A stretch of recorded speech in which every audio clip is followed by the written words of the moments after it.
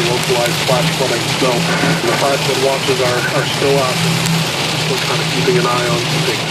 There is still a low-end threat for a strong severe thunder shower today, which could produce some strong winds, but it's a little less of a chance today than it was yesterday. All right, so we have rain on the way, watch for flooding in the usual spot, and then this cold front that comes in by tomorrow morning. What does that mean for the days that follow?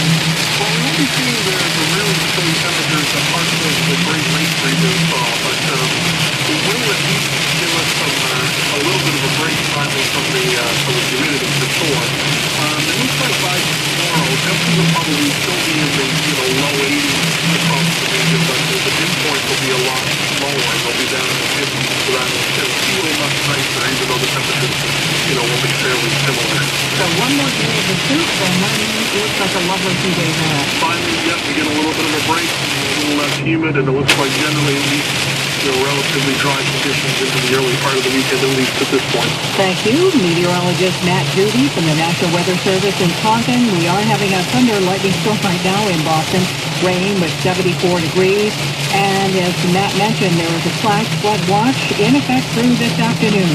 WBC News Time now 9:57, 74 with rain in Boston.